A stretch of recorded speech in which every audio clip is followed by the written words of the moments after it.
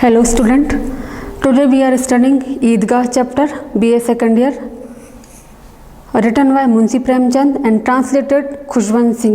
ये मुंशी प्रेमचंद जी ने जो ईदगाह लिखा था उसको हिंदी में लिखा गया था, लेकिन इसको ट्रांसलेट किया गया है खुशवंत सिंह ने। आइए अब हम स्टार्ट करते हैं इसकी story. A full 30 days after Ramzan come Eid. How wonderful and beautiful is the morning of Eid. The tree looks greener, the field more festive, the sky has a lovely pink glow. Look at the sun, it come up brighter and more dazzling than before to wish the world a very happy Eid. The village is agog with excitement. Everyone is up early to go the Eidgah mosque. One finds a button missing from his shirt and is hurrying to his neighbor's house for thread and needles. Another finds that the leather of his shoes has become hard and running to the oil press for oil to grasses it. They are dumping fodder before their exit because by the time they get back from the Eidgah, it may be late afternoon. It is a good 3 miles from the village. There will also be hundreds of people to greet and chat with. They would certainly not be finished before midday. The boys are more excited than the other.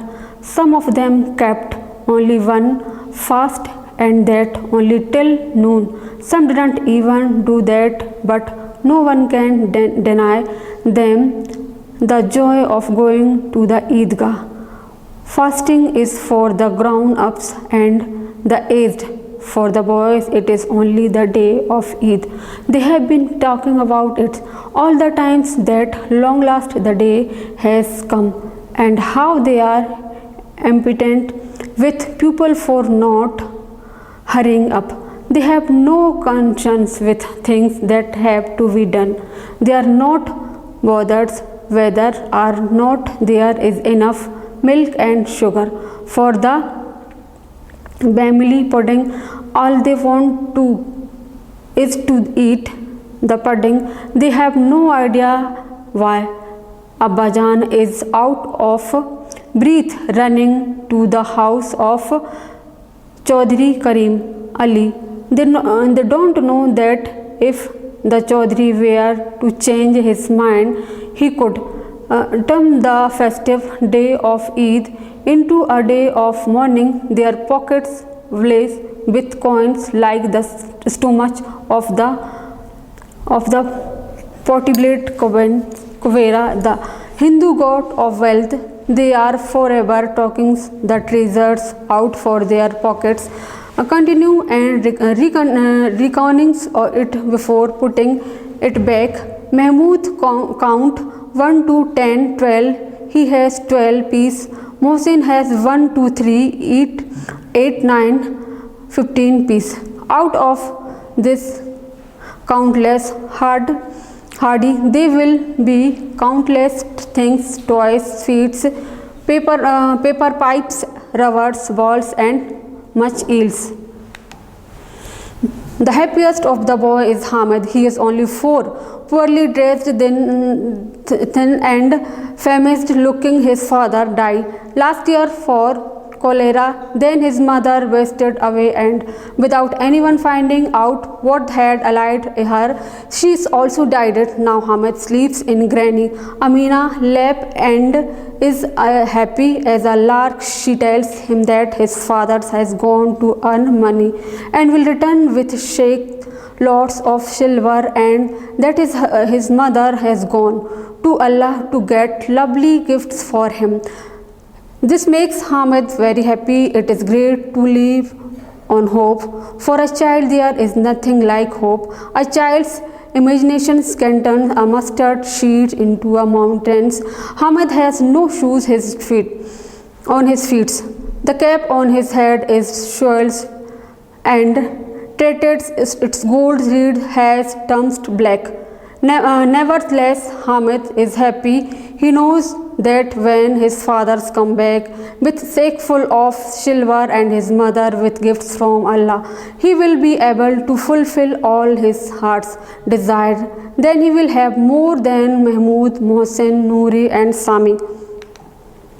In her novel, The Unfortunate Amina sheds bitter tears. It is Eid and she does not have even a handful of grain. Only if her abid were there, it would have been a different kinds of Eid. Hamid goes to his grandmother and say, "Granny, don't you fret over me. I will be the first to get back. Don't worry." Amina said, "Other boys are going out with their father. She is the only father Hamid has. How can she let him to go the fair all by himself?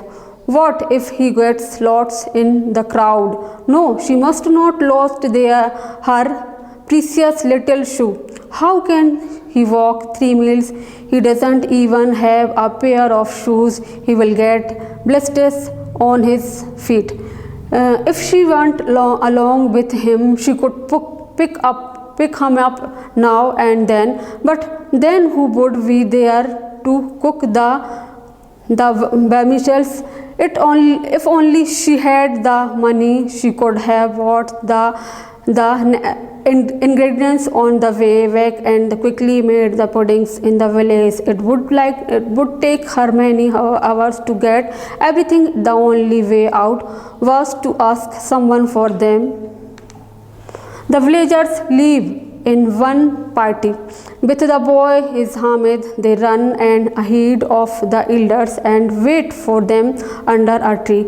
Why do the oldies drag their feet? And Hamid is like one with wings on his feet. How could anyone think he would get tired?